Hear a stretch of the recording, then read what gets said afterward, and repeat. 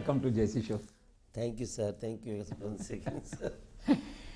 नरेंद्र मोदी और अमित शाह ने आपको इतनी बड़ी जो जिम्मेदारी सौंपी है, तो आज कैसा महसूस हो रहा है? सर, एक जिम्मेदारी बड़ी है और एक नए कार्यकर्ता के लिए जिसका अनुभव भी 3 साल का मात्र है, तो ऐसे में जो विश्वास जताया है हमारे माननीय प्रधानमंत्री जी ने और हमारे राष्ट्रीय अध्यक्ष जी ने, वो है तो बहुत कठिन, लेकिन उन्होंने जो विश्वास जताया है मैं उस पर पूरी तरह से खरा उतरने की कोशिश करूँगा। क्रेडिट किसको देना चाहेंगे इतने बड़े एलिवेशन के लिए?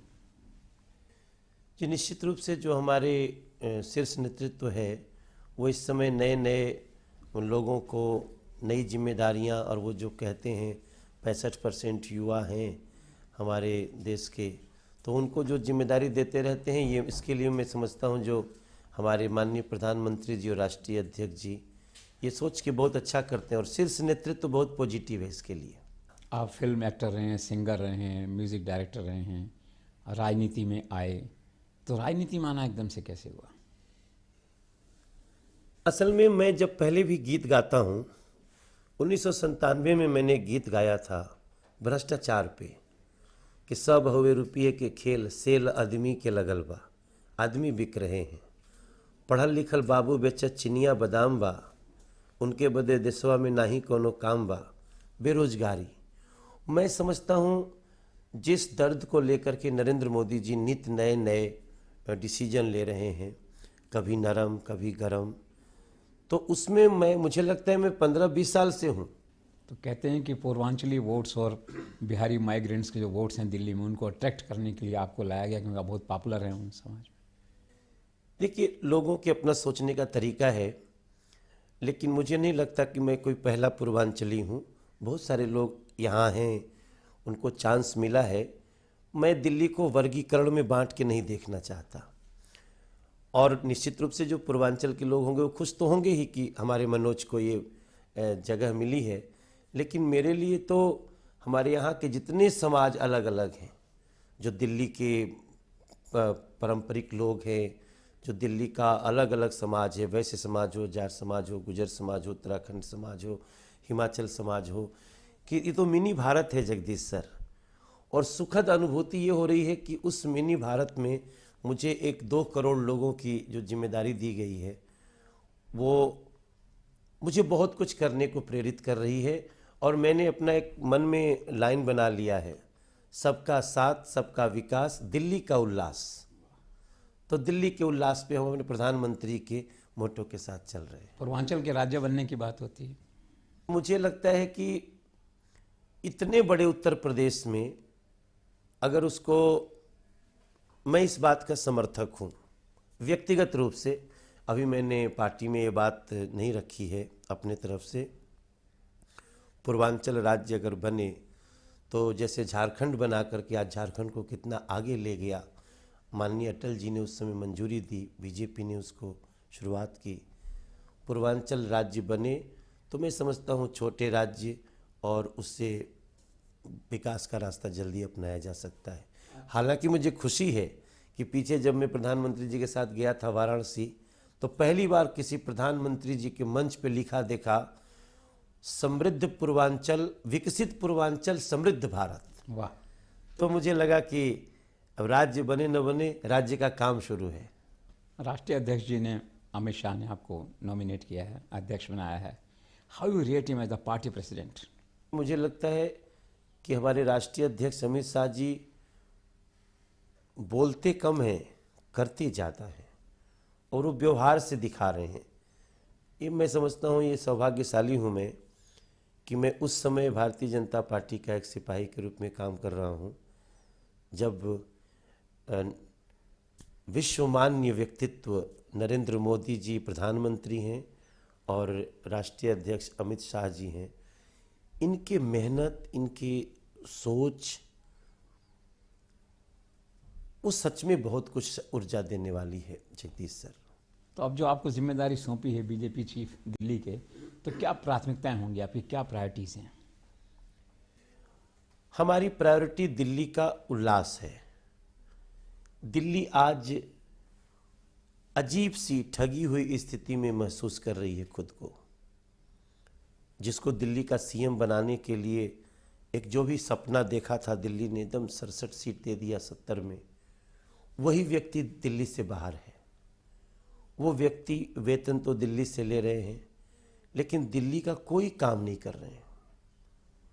आपने तो आपका इतना बड़ा अनुभव है जगदीश सर, लेकिन कोई व्यक्ति इस प्रकार से छल करे कि वोट मुझे दो, मैं ये कर दूंगा, 70 वादे, उन 70 वादों को मैं पूछने वाला हूँ अपने दिल्ली के जनता के बीच से अरविंद केजरीवाल जी से पूछूंगा कि इन 70 वादों में क्या 7 वादे भी आप पूरे कर पाए हो? ये हमारी प्राथमिकता है कि जिस प्रकार से धोखा दिया है इन्होंने, भविष्य में भारत को अविश्वास न हो जाए किसी ऐसे नेता पे, ऐसे व्यक्ति से मैं सवाल करूंगा, ताकि इनका जो वो चेहरा है जो छल प्रपंच से लोगों को आकर्षित करता है, उसको बेनकाब करूंगा। और दिल्ली बहुत सारी खुशियों की हकदार है भैया।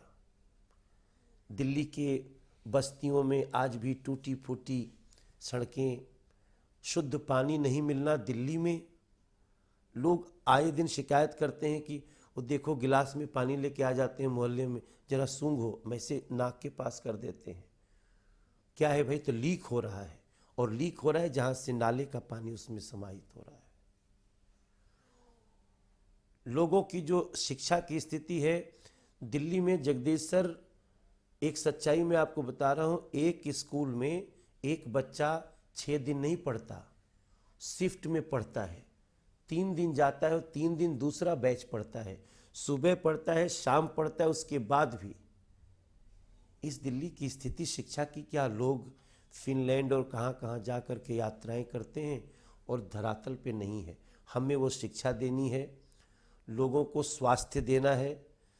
मेरी कोशिश है, मेरी जो प्लानिंग है कि मैं दिल्ली को आने वाले दिनों में जिस प्रकार से डीमोनेटाइजेशन प्रधानमंत्री ने किया, लोगों को एक मुख्य धारा में जोड़कर, ब्लैक मनी खत्म करके, भ्रष्टाचार खत्म करके, दिल्ली को स्वास्थ्य हम कैसे फ्री दे सकते हैं, इस पे मैं काम कर रहा हूँ। पिछले दिनों जब दिल्ली में भाजपा हारी तो लोगों ने कहा कि वो आउटसाइडर थी।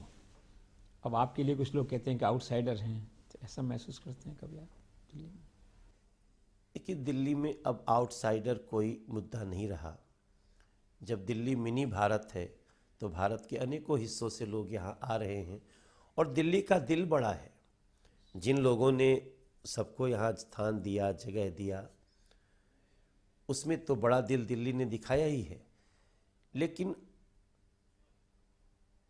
अब जो लोग हैं वो तो मैक्सिमम आउटसाइडर ही हैं दिल्ली में। अगले साल नगर निगम का चुनाव है, उस चुनौती को निपटना है आपको? हाँ, मैं उस चुनौती को स्वीकार करता हूं, और मुझे पूरा विश्वास है कि हम लोग आगे एमसीडी भी हम जीतेंगे, और आगे हम सरकार भी बनाएंगे। दिल्ली में भारतीय जनता पार्टी की बहुमत की सरकार बनेगी। क्या लगता है, दिल्ली को एक राज्य का दर्जा दिया जाना चाहिए?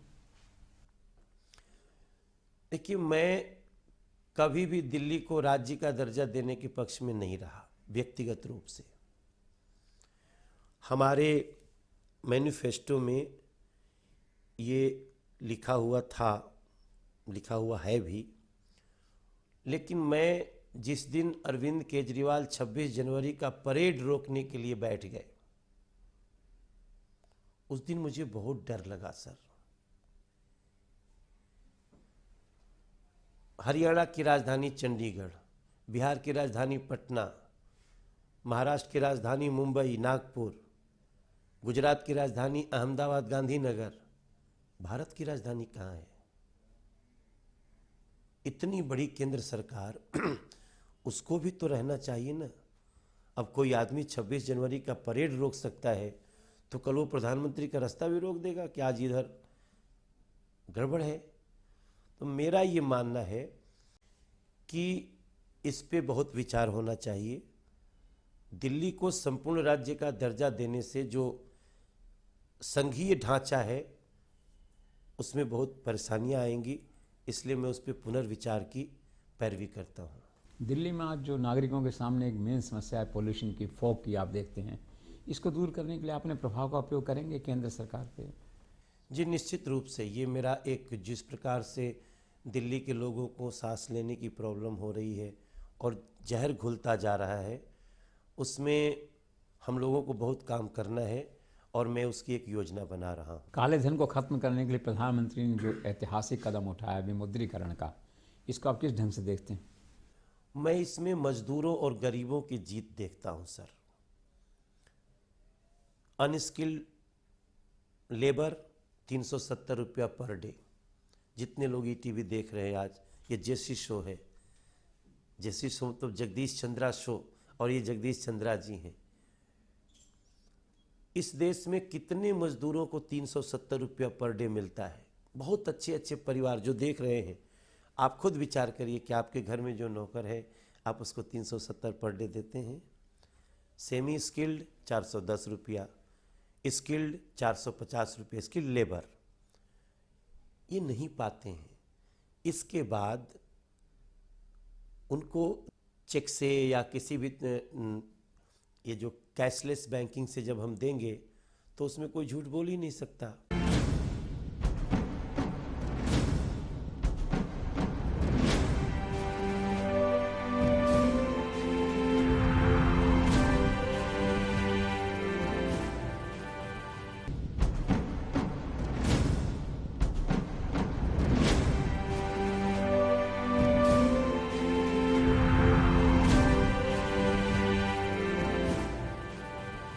पांच राज्यों में 2-3 महीने में विधानसभा चुनाव होने वाले हैं, खासतौर पे उत्तर प्रदेश पे फोकस है सबका।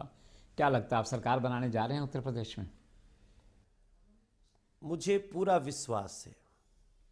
जो भाव मैंने उत्तर प्रदेश में देखा है, कभी उनको छल में लेके बहन जी ने मोड़ लिया, कभी एक भावनात्मक रूप से, जातिगत रूप से खेल खेल के समाजवादी पार्टी ने उसको मोड़ लिया। अब उत्तर प्रदेश इससे थक चुका है। उसको जो खुशियां चाहिए वो उसको भारतीय जनता पार्टी में दिख रही है। और मैंने थोड़ा मिजाज भी देखा है, इस बार उत्तर प्रदेश में बीजेपी की सरकार होगी और नरेंद्र मोदी प्रधानमंत्री के रूप में उत्तर प्रदेश को उसके सपनों का स्थान देना चाहेंगे, ये मेरा विश्वास है। अमित शाह ने कहा कि बूथ जीता तो चुनाव जीता। 10 लाख कार्यकर्ताओं की एक फौज उन्होंने उत्तर प्रदेश में खड़ी की है। क्या लगता है, कामयाब होंगे? 100% वो कामयाब होंगे। अब लोगों की भावना नीचे से निकल के आ रही है कि नहीं, अगर हमने 73 सीट दिया बीजेपी को तो उसका असली डेवलपमेंट में उसका परिवर्तन तभी होगा जब 73 सीट के साथ साथ हमारे जो 250 लोग हैं वो भी होने चाहिए, वो आंकड़ा भी पूरा होना चाहिए। तो चुनाव का मुख्य मुद्दा उत्तर प्रदेश में क्या होगा, और चेहरा नरेंद्र मोदी का ही होगा, अमित शाह का होगा? मैं समझता हूँ जिस प्रकार से उज्ज्वला स्कीम, घर घर लोगों को गैस चली गई, जिस प्रकार से लोगों को बिजली की प्रचुरता मिलने लगी, जिस प्रकार से लोगों को अपने अपने घरों में बैठे बैठे अनाज का मूल्य मिलने लगा, जिस प्रकार से फसल बीमा योजना हो गई, लोगों को ये दिख रहा है कि जब केंद्र में बैठ के सब इतना कर सकते हैं तो एक बार उत्तर प्रदेश देना चाहिए। तो मुख्य मुकाबला किससे मानते हैं, बहन जी से, समाजवादी पार्टी से, कांग्रेस से? देखिए, भ्रष्टाचार के खिलाफ लड़ाई के बाद जिस प्रकार से बहन जी ने भ्रष्टाचार और ब्लैक मनी का सपोर्ट किया और नेताजी ने 7 दिन का समय मांगा, मैं समझता हूं अब ये लड़ाई से बाहर है, क्योंकि जनता की अदालत में केस है और जनता सत्य के साथ खड़ी होती है। दिल्ली में कोई एजिटेशन प्लान कर रहे हैं केजरीवाल सरकार के खिलाफ मुद्दों पे लेके? मैं अभी अगले 10 दिन तक पूरे दिल्ली के अलग अलग ज़िलों में, गाँव में, मोहल्लों में घूमूंगा और मैं लोगों से बात करने के बाद आगे बढ़ूंगा। मैं समझता हूं ऑलरेडी आम आदमी पार्टी का ग्राफ इतना नीचे गिरा हुआ है कि हम कोई ऐसी गलती नहीं करना चाहते हैं जिससे फिर अरविंद केजरीवाल को कोई साजिश करने का प्रपंच करने का मौका मिले। हम बहुत नरम स्वभाव के हैं, लेकिन हम दिल्ली की सुविधाओं के लिए बहुत ही अच्छे शब्दों में उनसे सवाल करेंगे।